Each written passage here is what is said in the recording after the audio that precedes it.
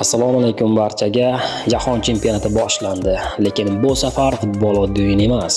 Bu yerda favoritlar ham yiqilishi mumkin va birinchi tur allaqachon buni isbotladi. Stadionlar to'ldi, millionlab odamlar kutgan turnir boshlandi. Har bir jamoa bir maqsad bilan chiqdi: g'alaba. Ammo birinchi turda hamma ham bunga erisha olmadi.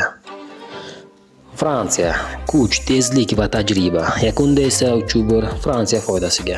Argentina har bir pas xavf, har bir xato jazoga teng. Yakunda esa 3-0 Argentina foydasiga. Lionel Messi hat-trick qayd etdi. Braziliya esa futbolni yanada san'atga aylantirdi, ammo hisob 1-1. Hech kim kutmagan outsider jamoalar gigantlardan ochko olib qo'ydi. Misol uchun Portugaliya ochko yo'qotdi, Ispaniya ochko yo'qotdi va hokazo. Keling sizlarni birinchi tur yakunidan keyingi to'liq jadval bilan tanishtirib o'taman. A guruhida birinchi o'rinda Meksika, ikkinchi o'rinda Janubiy Koreya, uchinchi o'rinda Chexiya va to'rtinchi o'rinda Janubiy Afrika Respublikasi.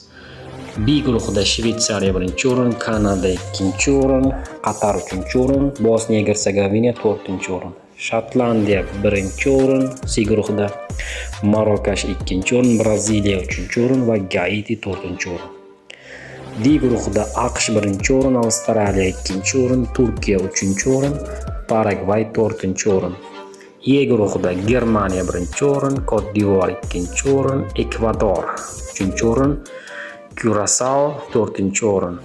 F guruhida Shvetsiya birinchi o'rin, Yaponiya ikkinchi o'rin, Niderlandiya uchinchi o'rin va Tunis to'rtinchi o'rinda. Gruppa G Yangi Zelandiya birinchi o'rin, Eron ikkinchi o'rin, Belgiya uchinchi o'rin va Misr to'rtinchi o'rinda. Gruppa H Urugvay birinchi o'rin, Saudiya Arabistoni ikkinchi o'rin, Ispaniya uchinchi o'rin, Cabo Verde to'rtinchi o'rin. Gruppa E Norvegiya birinchi o'rin, Fransiya ikkinchi o'rin, Senegal uchinchi o'rin va Iroq to'rtinchi o'rin. Gruppa J Argentina birinchi o'rin, Avstraliya ikkinchi o'rin, Iordaniya uchinchi o'rin va Aljer to'rtinchi o'rin.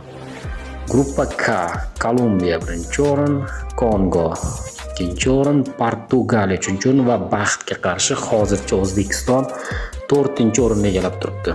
Umid qilamiz jamoamiz yuqoriroq o'rinlarni egallashga. Gruppa L Angliya birinchi o'rin, Gana ikkinchi o'rin va Panama uchinchi o'rin, Xorvatiya to'rtinchi o'rin. To'p urarlar ro'yxatini esa Lionel Messi 3 ta gol bilan boshqarib bormoqda. Ikkinchi o'rinda ko'plab o'yinchilar: Kylian Mbappe 2 ta gol, Erling Haaland 2 ta gol, Harry Kane 2 ta gol, Kai Havertz ham 2 ta gol, Balogun va Ayarida ham 2 ta gol. Bu faqat boshlanishi do'stlar. Jahon chempionati endi qizyapti. Sizningcha kim chempion bo'ladi?